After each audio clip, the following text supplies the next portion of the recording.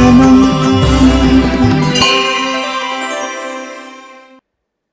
श्री गुरुभ्यो नमः। श्रीमात्रे नमः। తెలంగాణ విద్వత్ సభ స్వరూపంతో ఉన్న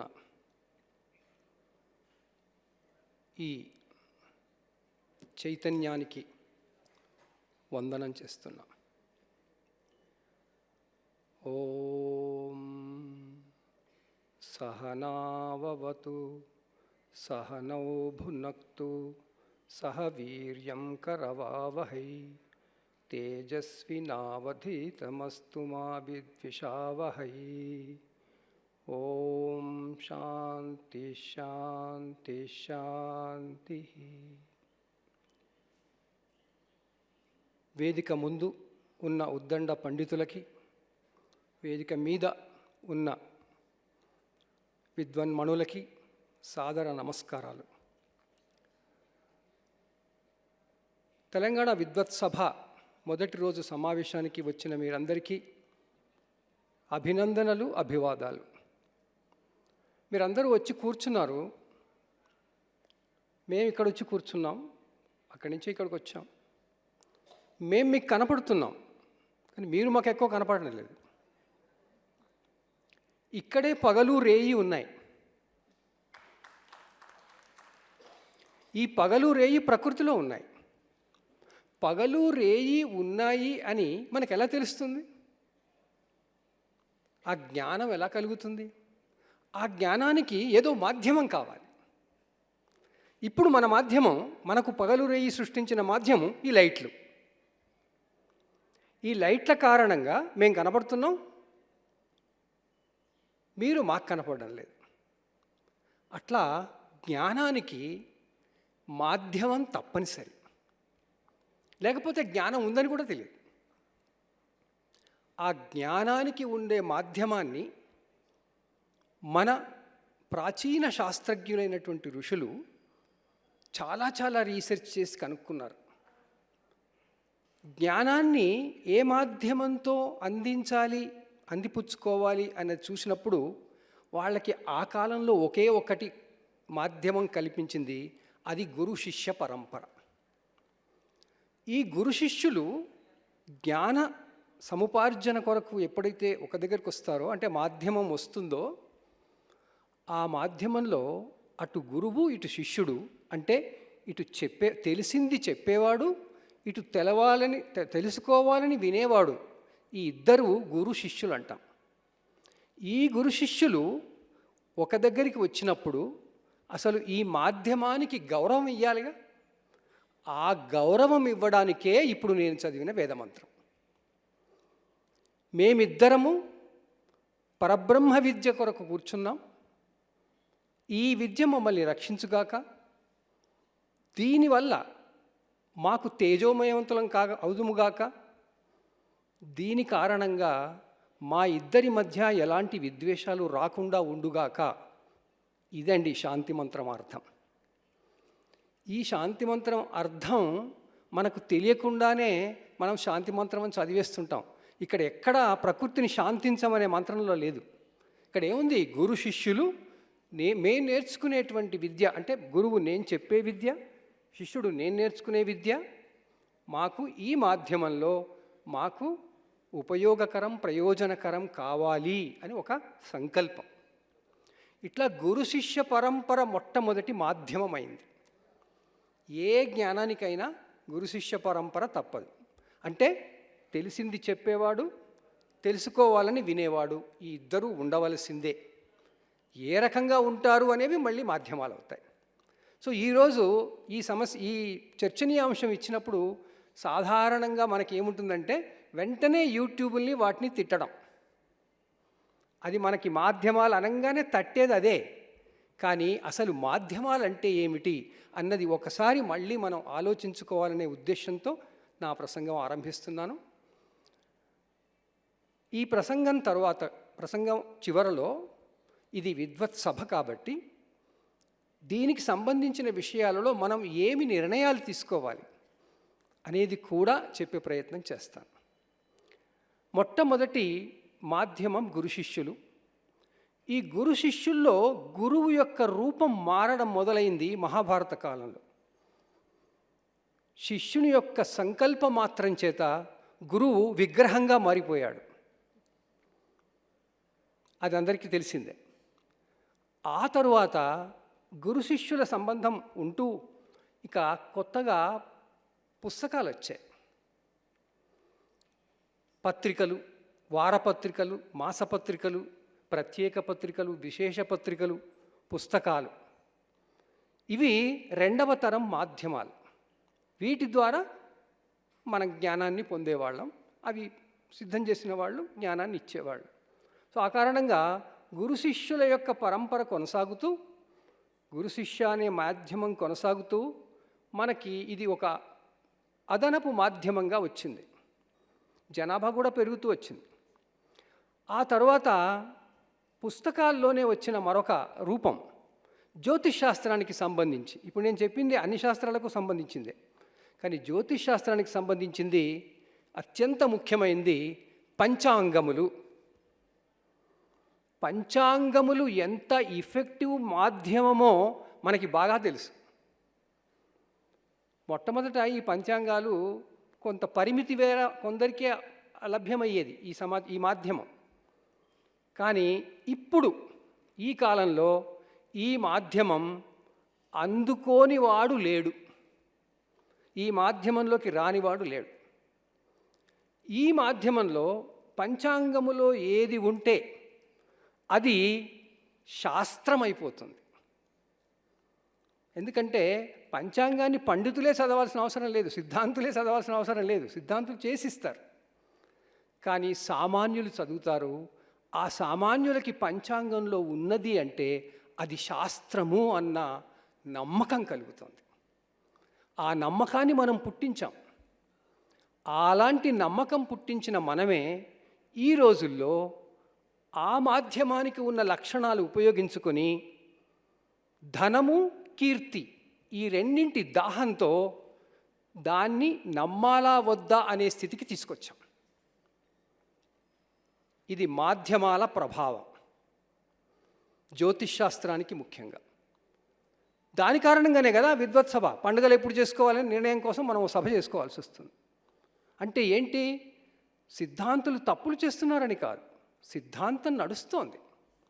ఆ సిద్ధాంతులు ఇచ్చే పంచాంగాలలో అందరూ ఐకమత్యంగా ఇవ్వలేక, అంటే ఒకే విధమైనటువంటి సూత్రాలు ఇవ్వలేక మనం శాస్త్రాన్ని అహేతుకము తర్వాత హేళన చేసే విధంగా తయారు చేశాం. ఆ బాధకే కదా 9 ఏళ్ల కింద మనకి మర్మౌళ శర్మ గారు ఈ విద్వత్ సభను తీసుకొచ్చాడు.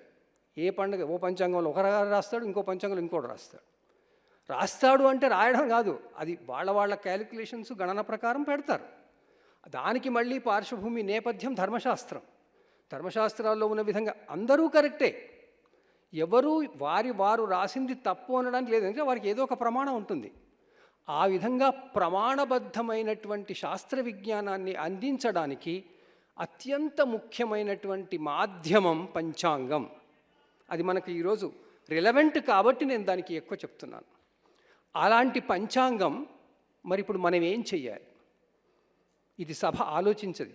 ఈ సభ పెట్టిందే అందుకు. అసలు ఏమిటి అంటే మనం పూర్తిగా మన ఉన్న శాస్త్ర విషయాలన్నింటినీ ముందు సంస్కరించాలి.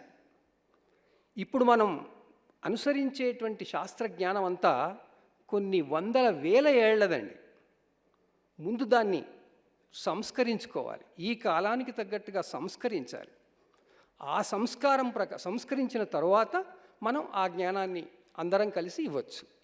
ఈ కాలంలో మనకి ఎంతో సమాచారం లభిస్తుంది. ఖగోళ సంబంధమైన సమాచారం ఒక 50 ఏళ్ల కింద లభించేదానికన్నా ఇప్పుడు అత్యంత ప్రామాణికంగా మనకి లభిస్తుంది, అత్యంత వివరంగా లభిస్తుంది. అందువల్ల అలాంటి విజ్ఞానాన్ని వాడుకొని మనం చేసినట్టయితే ఈ రోజుల్లో పెరిగిన జనసామాన్యంలో పెరిగినటువంటి యొక్క విజ్ఞానం కారణంగా వాళ్ళు అడిగే ప్రశ్నలకి సమాధానం చెప్పే వీలవుతుంది. పంచాంగంలో మనం అమావాస్య ఈ టైం వరకు ఉంటుంది అంటే ఇంకొక పంచాంగంలో వేరే టైం ఉంటే ఆ సామాన్య మనిషి ఏం చేస్తున్నాడంటే, మీకు అసలు లెక్కలే లేవు, ఈ ఒక దాంట్లో అట్ట రాస్తారు, ఒక దాంట్లో ఇట్ట రాస్తారు. వాడికి ఎవరు రాస్తారనేది కాదు కావాల్సింది. తర్వాత ఎలా రాస్తారని తెలియదు. ఆ కారణంగా మన బాధ్యత ఏమిటి అంటే, మనం పంచాంగములలో ముఖ్యంగా ఇది నా విన్నపం. ఇప్పుడు పంచాంగాలలో మొన్న నేను శర్మగారికి చిన్న మెసేజ్ కూడా పెట్టాను. మనది నిరయన విధానంలో పంచాంగాలు ఉన్నాయి. సాయన విధానంలో కొంత ప్రకృతిలో మార్పులు వస్తుంటాయి. విషువత్తులు ఉత్తరాయణం, దక్షిణాయనం సాయన విధానంగా ఉంటుంది, నిరయన విధానంగా ఉంటుంది. ఒక 30 ఏళ్ల కింది వరకు అన్ని పంచాంగాలలో సాయన విధంగా కూడా పర్వదినాలు రాసేవారు, ఈ నిరయన విధానంగా కూడా పర్వదినాలు రాసేవారు. ఈ సంవత్సరం పంచాంగాల్లో కొన్నిట్లో అసలు సాయన విధంగా దాని విషయమే లేదు. చాలా పంచాంగాల్లో ఇస్తారు. కర్కాటక రాశిలోకి రవి ప్రవేశించినప్పుడు సాయన విధానం అయితే దాన్ని కటకాయనం అంటారు, నిరయన విధానం అయితే కర్కాటక సంక్రమణం అంటారు. ఇట్లా రెండు ఉన్నప్పుడు అసలు మనం ఏది పాటించాలి? పర్వదినాలు ఇవి ఏది అన్నప్పుడు ధర్మశాస్త్రాలలో ఉన్నది ఏంటి అంటే, ప్రకృతిలో మార్పును బట్టి నువ్వు మారమన్నారు. ప్రకృతిలో ఎన్నడూ మార్పు వస్తుంది?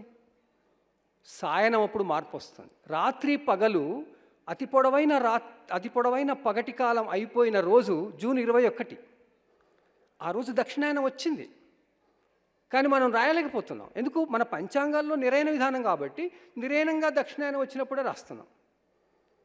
అట్లా చేసి ఇప్పుడు ఎలాంటి స్థితి వచ్చిందంటే, ఈ పంచాంగాలలో సాయన విధానం రాయనే లేదు కాబట్టి అసలు అది విషయమే కాదు అన్న దగ్గరికి వచ్చాం. ఈ విషయంగా నా అత్యంత వినయపూర్వక విన్నపం ఏంటంటే,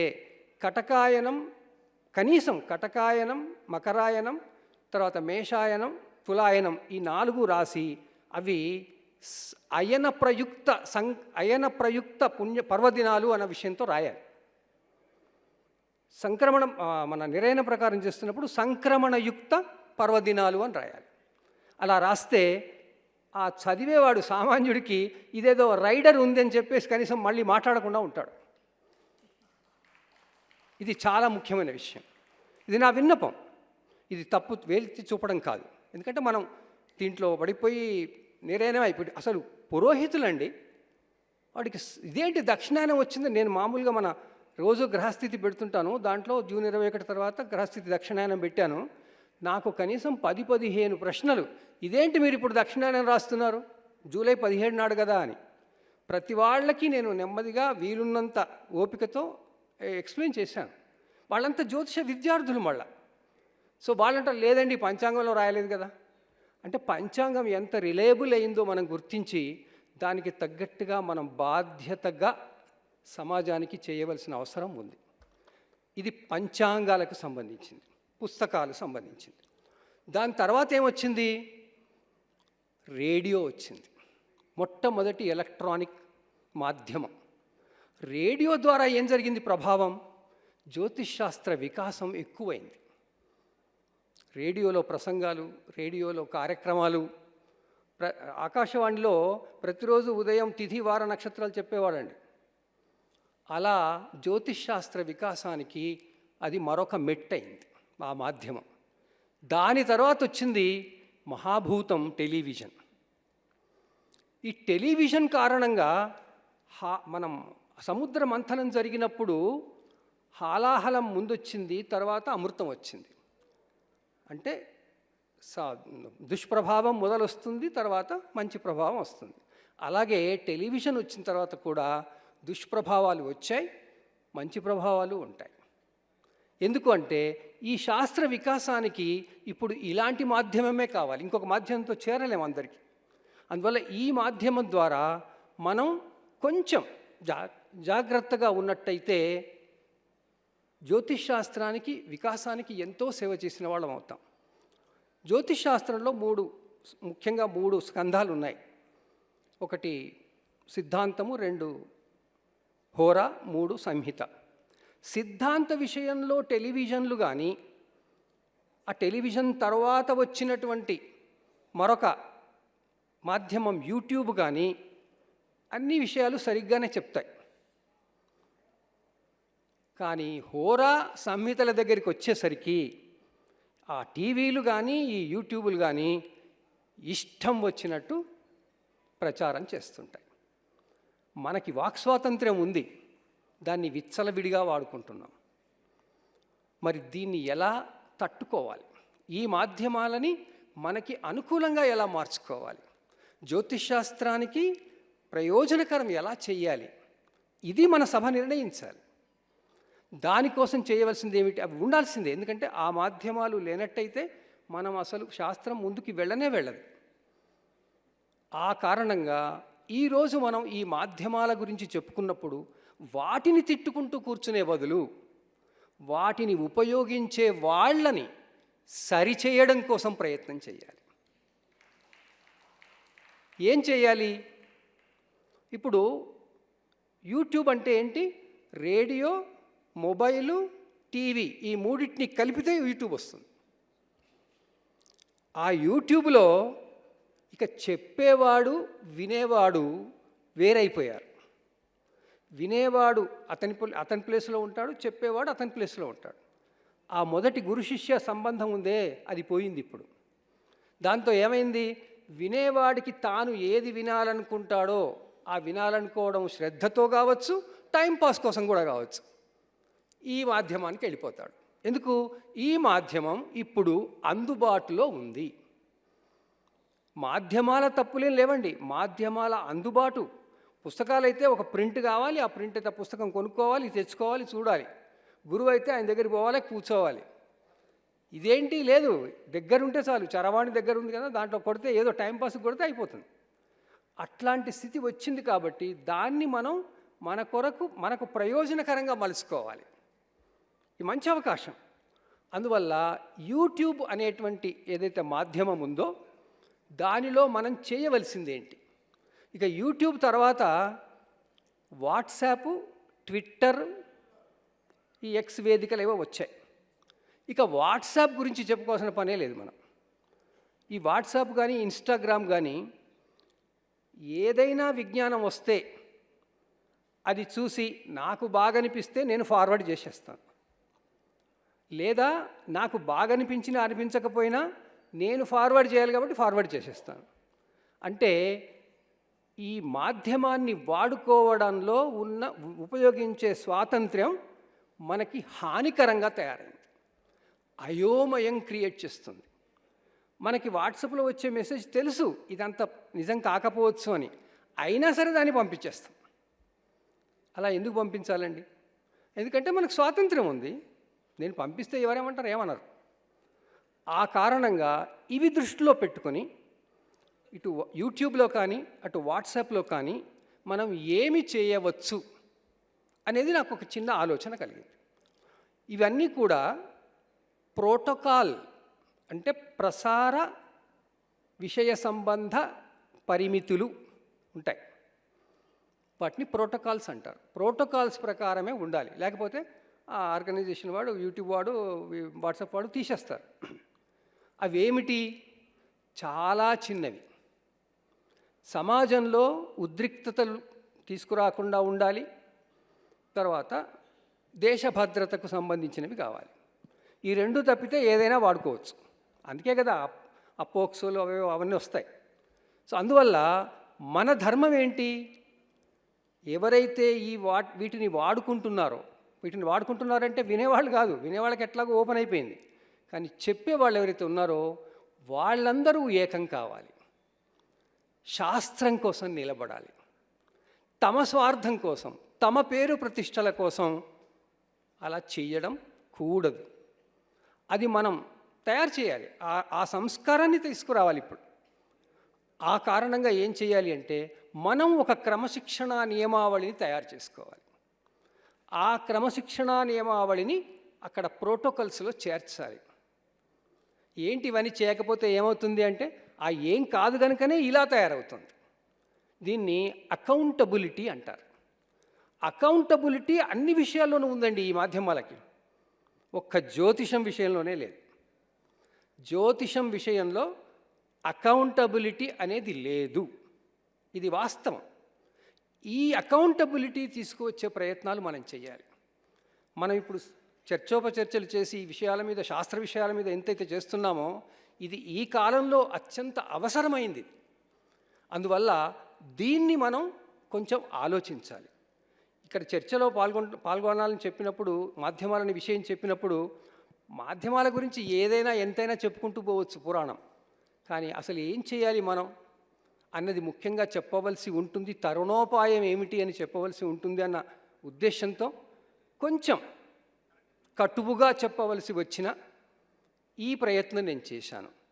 మనం క్రమశిక్షణ చేసుకోవాలి. దీనికోసం కోడ్ ఆఫ్ కండక్ట్ అంటారు. కోడ్ ఆఫ్ కండక్ట్ని తీసుకురావాలి. ఒక డాక్టరు తనకిష్టం వచ్చినట్టు యూట్యూబ్లో చెబితే ఎవరు వినరండి, అసలు వాడిని ముందు తీసేస్తారని. అదే జ్యోతిష్కుడు చెప్తే తీసేయరు. జ్యోతిష్కుడు ఏం చేస్తున్నాడు? ప్రజల సెంటిమెంట్స్ను వాడుకుంటున్నాడు. తాను శాస్త్రం చెప్పట్లేదండి. శాస్త్ర విషయాలు చెప్పడానికి పోతే అసలు మాధ్యమంలో కార్యక్రమాలే ఉండవు.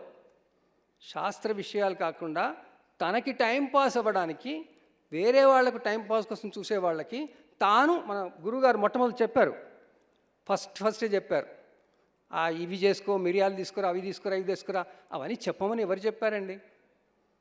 వినేవాళ్ళు ఉన్నారు కదా అంటే వినేవాళ్ళు ఉంటారు. ప్రపంచం అంతా వినడానికి సిద్ధంగా ఉంది. అలాగని మనం శాస్త్రాన్ని అశాస్త్రీయంగా, అహేతుకంగా శాస్త్రాన్ని ప్రజెంట్ చేద్దామా? ఇది మనం శాస్త్రానికి చేసే ద్రోహం కాదా? ఇది ఆలోచించాలి. అందరూ ఆలోచించండి, సకారాత్మకంగా ఆలోచించండి. ఈ మాధ్యమాలు పదునైన రెండు వైపులా పదును ఉన్నటువంటి కత్తి లాంటివి. అందువల్ల ఈ మాధ్యమాలని మనం మన కూరగాయలు తరగడానికే వాడుకుందాం, మన శాస్త్రాభివృద్ధికే వాడుకుందాం. మన అనవసరంగా మన సంస్కృతిని పాడు చేయడానికి, మన సౌఖ్యాన్ని పాడు చేయడానికి, అనవసర సమాచారం ఇవ్వడానికి ఉపయోగించకుండా చేద్దాం. దయచేసి మీకు నచ్చని, మీకు తెలిసి తప్పు అనిపించిన ఏ ఫార్వర్డును ముందు పంపకండి, ఫార్వర్డ్ చేయకండి, సరిపోతుంది. అది ఆ నియమం పాటించండి. ప్రతి ఒక్కరు, అది సామాన్యులు పాటించవచ్చు, పండితులు పాటించవచ్చు. అది పాటించండి. ఈ ఆధునిక యుగంలో ప్రింట్ మీడియా, మన ఎలక్ట్రానిక్ మీడియా కలగలిపి సోషల్ మీడియాగా తీసుకువస్తున్న ఈ భావనల్లో వీటిని గమనించి శాస్త్రానికి సహాయం చేయండి, శాస్త్ర వికాసానికి తోడ్పడండి. మీరంతా ధన్యులు కండి. అలా చేయకపోతే కర్మ సిద్ధాంతం పనిచేస్తుంది. స్వస్తి.